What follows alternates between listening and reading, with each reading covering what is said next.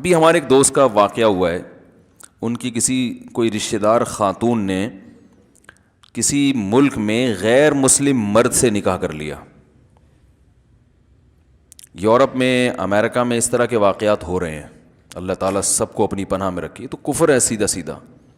زنا پہ آپ نکاح کا لیبل لگائیں، یہ تو برائی پہ آپ نے، شراب پہ آپ حلال کا لیبل لگا کے اس کو پی رہے ہیں.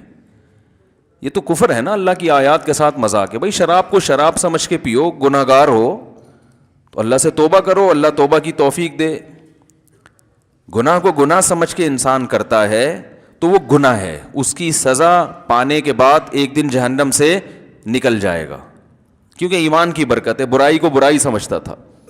لیکن اگر آپ شراب کو فخر سے پینا شروع کر دیں، بولیں اچھا کر رہا ہوں میں، یا اس پہ حلال کا لیبل لگا دیں کہ یہ نہیں، یہ حرام ہے ہی نہیں، حلال ہے، تو وہ ان آیتوں کا انکار ہو گیا نا.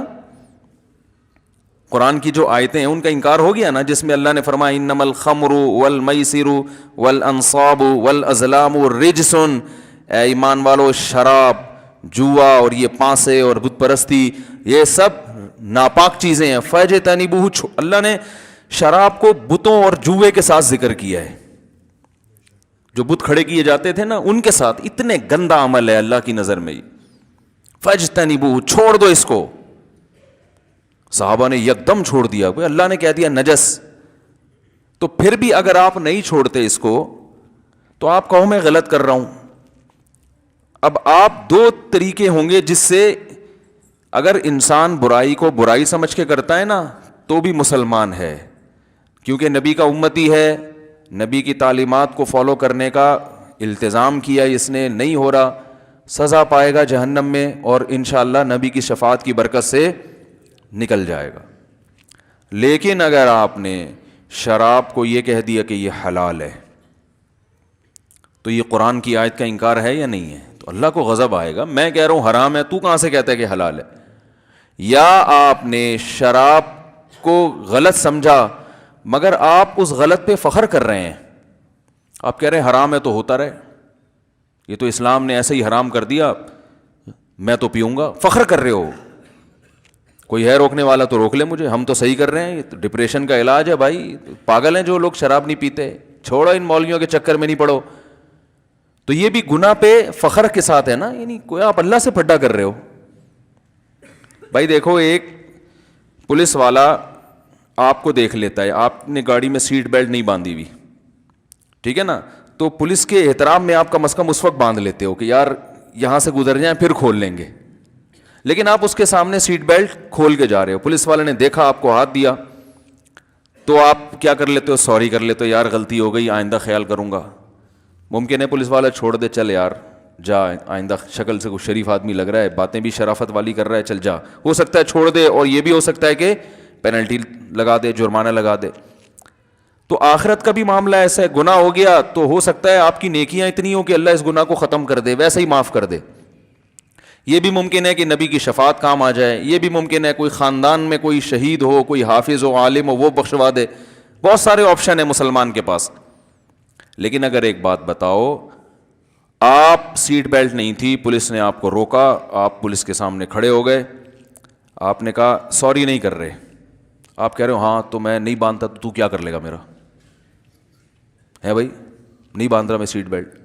وہ آپ کو لا کی کتاب دکھاتا ہے کہ دیکھو لا میں یہ لکھا ہوا ہے کہ سیٹ بیلٹ باندھنا ضروری، حکومت پاکستان کا قانون ہے. آپ کہتے ہو میں اس قانون کو نہیں مانتا. پولیس والا چھوڑے گا آپ کو؟ ایک صورت میں چھوڑے گا کہ آپ اس سے بھی بڑے کوئی پولیس والے ہو. کیا خیال ہے؟ اس سے بڑے آفیسر ہو تو چھوڑ دے گا، سر آپ جائیں، آپ کا ملک جانے، ہم تو چھوٹے لوگ، آپ کا کیا. لیکن اگر آپ چھوٹے ہو تو یہ بدماشی برداشت کرے گا؟ کبھی برداشت. یہ تو بغاوت میں آ رہی ہے نا یہ بات. کہے گا نہیں بھائی نہیں چھوڑوں گا میں. تو جب اللہ تعالیٰ نے کہہ دیا کہ یہ چیز حرام ہے، آپ گناہ سمجھ کے کر رہے ہو، پھر بخشش کا آپشن کسی درجے میں ہے، نہیں تو سزا مل کے تو بخشے ہی جاؤ گے سزا پانے کے بعد. وہ سزا بھی تھوڑی نہیں ہے، اللہ سب کو بچائے. لیکن آپ کہہ رہے ہو کہ میں تو پیوں گا، کوئی روک سکتا ہے تو روک لے، کوئی غلط نہیں، میں اس قانون کو ہی نہیں مانتا، میں اسلام کے اس قانون کو غلط سمجھتا ہوں. تو میرے بھائی پھر یا تو اللہ سے اگر بڑے ہو پھر تو چھوٹ جاؤ گے، یا آپ کے پاس کوئی ایسی سفارش ہو جو معاذ اللہ سے بھی کسی بڑی ذات کی سفارش ہو جس کی اللہ بھی اس کے سامنے عاجز، معاذ اللہ عاجز آ جاتا ہو، تو ظاہر ہے ایسا تو کوئی بھی نہیں ہے. اس مائک کو کیا ہو رہا ہے بھائی؟ کچھ لگ رہا ہے کچھ نہیں. یہ مائک کی بیٹری مجھے لگ رہا ہے کمزور ہو رہی ہے. آواز جو ہے نا اس کی آہستہ آہستہ، جیسے بیٹری جب کمزور ہوتی ہے نا اس کی، جو جہاں سے آوازیں آ رہی ہیں جی، تو جو ہے نا پھر نہیں چھوڑے گا آپ کو وہ. تو اللہ کافر کی بخشش کا آپشن اللہ نے ختم کر دیا اسی وجہ سے کہ تم تو اکڑ کے زندگی گزارتے تھے، تم تو مانتے ہی نہیں تھے. تو اس موت سے پہلے توبہ کر لی تو ٹھیک ہے، نہیں تو پھر نہیں بخشش. اللہ کہے گا نہیں چھوڑوں گا. تو یاد رکھو آج ایک بڑی مصیبت یہ ہو گئی ہے یورپ میں، یو ایس اے وغیرہ میں ایسے کچھ واقعات سامنے آ رہے ہیں کہ مسلمان لڑکی غیر مسلم مرد سے نکاح کر رہی ہے، حالانکہ قرآن کے صاف الفاظ ہیں وَلَا تُنْكِحُ الْمُشْرِكَاتِ وَلَا تُنْكِحُ الْمُشْرِكِينَ حَتَّى يُؤْمِنَّا. مشرک مرد سے عورت نکاح، مسلمان عورت نکاح نہیں کر سکتی جب تک کہ وہ ایمان قبول نہیں کر لیتا، اسلام قبول نہیں کر لیتا. مرد کو اجازت ہے کہ عیسائی یا یہودی عورت سے نکاح کر سکتا ہے چند شرطوں کے ساتھ. وہ شرطیں میں اکثر بیانات میں علماء سے آپ سنتے رہتے ہیں، ہم بھی بتا چکے ہیں. لیکن عورت کو کسی صورت میں اجازت نہیں ہے کہ وہ غیر مسلم مرد سے، اور مسلمان بھی صرف یہود و نصارہ، عیسائی، کرسچن اور یہودی، ہندو لڑکی سے مسلمان نکاح بولو بھائی نہیں کر سکتا. مسلم جو ہے وہ سکھ لڑکی سے نکاح نہیں کر سکتا. تو یہ شرط ہے، یہ اللہ نے حکم دے دیا. اب کسی غیر مسلم کو اگر اس پہ اعتراض ہو رہا ہے کہ بھائی اسلام نے ایسی پابندی کیوں لگائی، تو بھائی یہ تو اسلام جانے، اسلام کو فالو کرنے والے جانے نا، اس میں آپ کو کیا اعتراض ہے؟ اسلام آپ کو کوئی چھیڑ تھوڑی رہا ہے، کوئی تنگ تھوڑی کر رہا ہے. آپ کو آپس میں نکاح کی اجازت دے رہا ہے. اسلام نے غیر مسلموں کے بارے میں اتنا بڑا ظرف رکھا ہے کہ اگر کوئی میاں بیوی جو غیر مسلم تھے ان کی شادی ہو گئی، اسلام قبول کرتے ہیں، تو اس دوبارہ سے ان کو نکاح کی ضرورت نہیں ہے. اسلام ان کے پرانے نکاح کو جو ان کے مذہب کے مطابق ہوا تھا اس کو صحیح مانتا ہے. سمجھ رہے ہیں بات کو؟ کسی ہندو نے ہندو لڑکی سے شادی کی، اب مسلمان ہو رہے ہیں دونوں، تو دوبارہ نکاح کی پڑھوانے کی ضرورت نہیں ہے. ان کی جو اولاد ہوئی وہ بھی حلال سمجھی جائے گی، اور یہی سمجھا جائے گا کہ ان کا جو ہندو مذہب کے مطابق نکاح ہوا تھا، تو چونکہ ان کے مذہب میں یہ نکاح درست ہے، اس طریقے سے نکاح ہوتا ہے. تو جب اسلام لائیں گے تو اسلام کہے گا ہم آپ کے مذہب کے مطابق جو نکاح ہوا تھا اس کو درست مانتے ہیں. تو ان کے مذہب کو اسلام نے چھیڑا ہی نہیں ہے اس معاملے میں. لیکن اسلام نے اپنے فالوورز پہ پابندی لگائی ہے کہ آپ اگر نکاح کرنا چاہتے ہو تو یہ شرط ہے، مسلمان لڑکی غیر مسلم مرد سے نکاح نہیں کر سکتی، ہوگا ہی نہیں نکاح، کل عدم ہے وہ. اب قرآن نے صاف لفظوں میں بیان کر دیا، پوری امت کا اجماع ہے، اسلام کا ایک حکم ہمارے سامنے آ گیا. اب اگر مسلمان لڑکی کسی غیر مسلم مرد سے نکاح کرتی ہے تو ظاہر ہے وہ نکاح کر کے جو ان کے درمیان سیکشول ریلیشن ہوگا اس کو حلال سمجھ رہی ہے نا، لیگل سمجھ رہی ہے، حالانکہ اکارڈنگ ٹو شریعہ وہ لیگل نہیں ہے. تو آپ ایک انلیگل چیز کو پہ لیبل کیا لگا رہے ہیں؟ لیگل کا. تو یہ اللہ کے ساتھ مذاق ہو گیا کہ نہیں ہو گیا؟ اللہ کی آیات کے ساتھ. تو یہ تو کفر ہے صریح، اس کی بالکل اجازت نہیں. اور یہ زنا ہے، اس میں اور زنا میں کوئی فرق نہیں ہے. تو اب ہوا یہ کہ کسی کے خاندان میں کسی خاتون نے ایسا کیا، جو خبر مجھے پہنچی ہے، اب غلط خبر پہنچی ہے تو بھائی میں نہیں جانتا، لیکن بالفرض میں فرض کر لیتا ہوں یہ خبر صحیح ہے، کیونکہ مجھے جو مستند ذرائع سے خبر پہنچی وہ یہ پہنچی کہ غیر مسلم مرد سے کی ہے. واللہ عالم، ہو سکتا ہے وہ چھپ کے مسلمان ہو گیا ہو، تو ممکن ہے وہ اس نے اسلام کو لوگوں کے سامنے ظاہر نہ کیا ہو، لڑکی کے سامنے بتا دیا ہو کہ میں مسلم ہوں. بعض دفعہ ڈرتے بھی ہیں لوگ، لیکن ہمیں جو خبر پہنچی وہ یہ پہنچی کہ وہ غیر مسلم ہے. اب کیا ہوا ہے کہ جب پتہ چلا کہ غیر مسلم ہے تو خاندان نے بہرحال وہ سیلیبریٹ کیا، کوئی بات نہیں، شادی تو شادی ہوتی ہے، کارڈ بھی چھپ رہے ہیں، لوگ مبارک. ایک تھا سر پھرا کوئی، اس نے کہا بھائی یہ میں نہیں اس میں جاؤں گا اس شادی میں، اور یہ غلط ہو رہا ہے. اس نے واٹس ایپ پہ فیس بک پہ آواز اٹھائی، یہ غلط ہے، حرام ہے، ناجائز ہے، زنا کو پر نکاح کا لیبل مت لگاؤ، میرج کا لیبل مت لگاؤ. تو اب کیا ہوا ہے کہ بجائے اس کے کہ بات کو مانا جاتا، خاندان اس کے خلاف ہو گیا، یہ پاگل ہے، یہ جو ہے نا وہ معاشرے میں وہ پھیلا رہا ہے یعنی ایک جذباتیت کو فروغ دے رہا ہے. تو میں نے تو خیر ان صاحب سے کہا، میں نے کہا آپ نے اپنا فرض ادا کر دیا، دوبارہ اس پہ آواز اٹھانے کی ضرورت نہیں ہے. بس آپ نے بائیکاٹ کر لیا، نہیں گئے اور آپ نے ان کو بتا دیا یہ حرام ہے، ناجائز ہے. اتنا اس زمانے میں تبلیغ کافی ہے، بار بار ایک چیز کے پیچھے نہیں پڑو،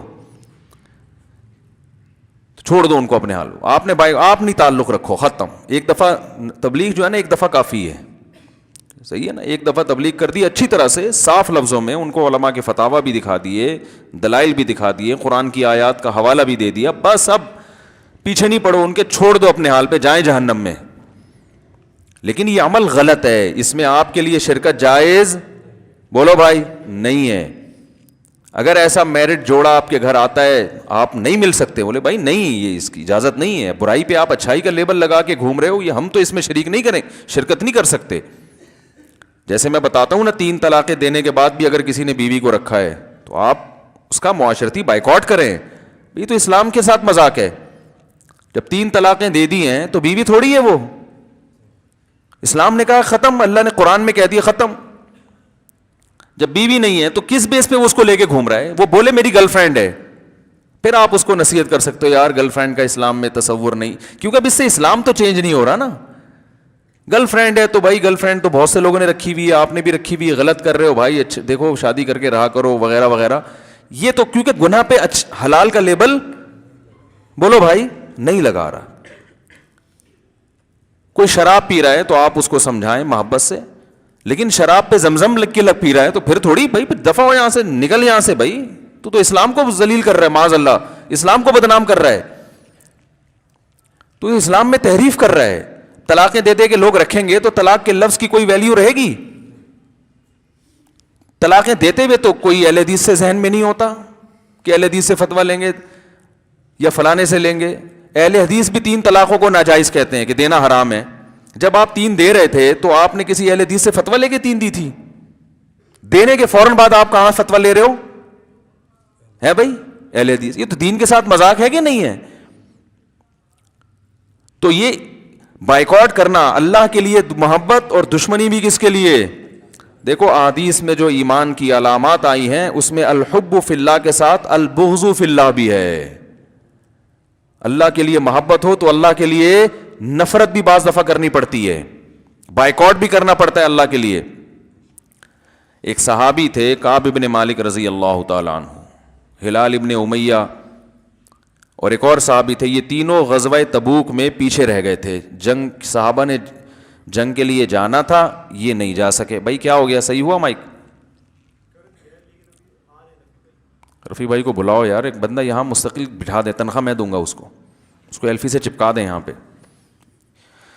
تو انشاءاللہ تنخواہ میں دوں گا، دعویٰ ہے نا، تو انشاءاللہ بھی تو کہہ دو. تو اب کیا ہے کہ بھائی کیا بات چل رہی تھی یار، دیکھو یہ ہوتا ہے ان چیزوں کی وجہ سے. تبوک میں وہ صحابی رہ گئے پیچھے، تو آپ صلی اللہ علیہ وسلم غضبناک ہوئے کہ اتنی سخت لڑائی تھی، آپ لوگوں کو تو جانا چاہیے تھا، آپ کے پاس تو مال بھی تھا، صحت بھی، جوانی بھی. تو آپ صلی اللہ علیہ وسلم نے صحابہ کو حکم دیا ان سے بات چیت چھوڑ دو. 40 دن تک صحابہ کرام نے ان سے بات چیت نہیں کی. تو اب یہ جو ناراضگی ہے یہ بھی کس کے لیے؟ اللہ کے لیے. پھر ان کی توبہ قبول ہوئی، وہ پہلے سے بھی زیادہ اللہ کے مقرب بن گئے. تو کبھی کبھار اللہ کے لیے تعلق ختم بھی کرنا پڑتا ہے. ہاں جذباتیت میں نہ آئے، مار دھاڑ یہ چیزیں ٹھیک نہیں ہیں. ایک دفعہ بات بتا دی، کلیئر کر دی، پیچھے نہ پڑیں، اس سے فساد پھیلتا ہے معاشرے میں. ڈنڈے کے زور سے لوگوں کو تھوڑی ٹھیک کر سکتے ہیں آپ. جی غلط ہے تو آپ ڈنڈا لے کے چڑھ جائیں گے، وہ آپ کو اریسٹ کروا دیں گے. وہ صاحب کہنے لگے میں یہ نہیں شادی میں یوں کر دوں گا. میں نے کہا بھائی جان کچھ بھی نہیں ہوگا، وہ FIR کٹوائیں گے آپ تھانے میں جیل کی سلاخوں کے پیچھے. اس کے بعد پھر آپ انہی سے ایکسکیوز کر رہے ہوگے، ٹھیک ہے نا. تو ایسا کام کرو ہی نہیں جس کی ہمت نہ ہو. سمجھا دیا، تمیز سے بتا دیا، بائیکاٹ کر دیا. زندگی بائیکاٹ کرنے پہ کوئی بائیکاٹ کرنا خلاف قانون نہیں ہے. اگر آپ کسی کی شادی میں نہ جائیں تو کوئی پولیس تھوڑی لے کے جائے گی، کوئی کیس بنے گا. کوئی امریکہ میں یا جاپان میں کوئی ایسا کیس ہو، آپ فلاں کی شادی میں نہیں گئے تھے، آپ پر دفعہ 144 کے تحت جو ہے نا وہ فلاں شکایت ہوتی ہے اس کی اور آپ اندر جاؤ گے. ہاں پھڈے بازی میں کیس بھی بنتا ہے, اور وہ پھڈے بازی ہم اس کو جائز بھی نہیں کہتے. لڑائی جھڑائی نہ کرو بھائی, تمیز سے زندگی گزارو. پہلے دنیا میں بڑی ٹینشنیں ہیں, ساری چیزیں آپ ٹھیک نہیں کر سکتے. آپ کو جتنا اللہ نے آپ کو مکلف بنایا ہے تو آپ بس اسی کو فالو کر سکتے ہو. سمجھ رہے ہیں؟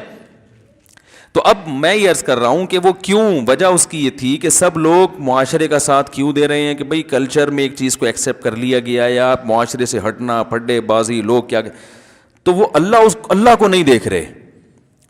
تو یہ مسئلہ ہوتا ہے کہ جب انسان خواہشات کے پیچھے چلتا ہے تو وہی چلے گا جس کا آخرت پر ایمان نہیں ہوگا. میں تبھی لوگوں سے کہتا ہوں جو ضرورت سے زیادہ لبرل ہیں کہ بھائی تمہیں شریعت کے تکلف کی ضرورت کیا ہے؟ ٹھیک ہے نا, گورے کو مکمل کیوں فالو نہیں کر لیتے؟ بھائی دیکھو اسلام یا تو پورا ٹھیک ہے یا پورا غلط ہے. یہ نہیں ہو سکتا کہ آدھا اسلام ٹھیک ہو آدھا غلط ہو. یہ کھوپڑی میں یہ بات آتی نہیں ہے.